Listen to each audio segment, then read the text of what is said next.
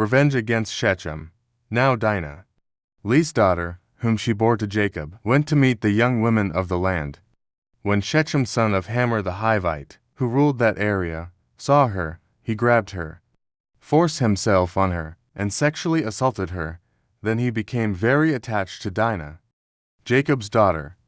He fell in love with the young woman and spoke romantically to her.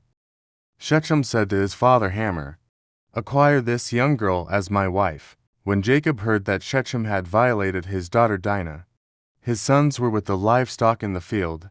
So Jacob remained silent until they came in. Then Shechem's father Hamor went to speak with Jacob about Dinah. Now Jacob's sons had come in from the field. When they heard the news, they were offended and very angry because Shechem had disgraced Israel by sexually assaulting Jacob's daughter, a crime that should not be committed. But Hamor made this appeal to them: "My son Shechem is in love with your daughter. Please give her to him as his wife, intermarry with us. Let us marry your daughters, and take our daughters as wives for yourselves. You may live among us, and the land will be open to you. Live in it, travel freely in it, and acquire property in it." Then Shechem said to Dinah's father and brothers, "Let me find favor in your sight, and whatever you require of me I'll give. You can make the bride price, and the gift I must bring very expensive, and I'll give whatever you ask of me. Just give me the young woman as my wife." Jacob's sons answered Shechem and his father Hamor deceitfully, when they spoke because Shechem had violated their sister Dinah. They said to them, "We cannot give our sister to a man who is not circumcised, for it would be a disgrace to us. We will give you our consent on this one condition: you must become like us by circumcising all your males. Then we will give you our daughters to marry, and we will take your daughters as wives for ourselves, and we will live among you and become one people. But if you do not agree to our terms by being circumcised, then we will take our sister and depart." Their offer pleased Hamor and his son Shechem. The young man did not delay in doing what they asked because he wanted Jacob's daughter Dinah badly. Now he was more important than anyone in his father's household. So Hamor and his son Shechem went to the gate of their city and spoke to the men of their city. "These men are at peace with us, so let them live in the land and travel freely in it. For the land is wide enough for them. We will take their daughters for wives, and we will give them our daughters to marry.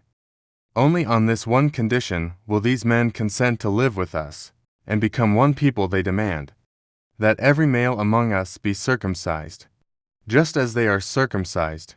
If we do so, won't their livestock, their property, and all their animals become ours? So let's consent to their demand, so they will live among us." All the men who assembled at the city gate agreed with Hamor and his son Shechem. Every male who assembled at the city gate was circumcised.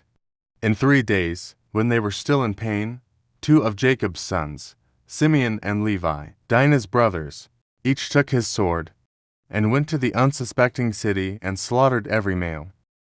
They killed Hamor and his son Shechem with the sword, took Dinah from Shechem's house, and left. Jacob's sons killed them, and looted the city because their sister had been violated. They took their flocks, herds, and donkeys, as well as everything in the city and in the surrounding fields.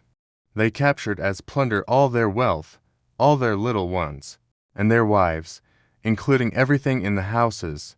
Then Jacob said to Simeon and Levi, "You have brought ruin on me by making me a foul odor among the inhabitants of the land, among the Canaanites and the Perizzites. I am few in number. They will join forces against me and attack me, and both I and my family will be destroyed."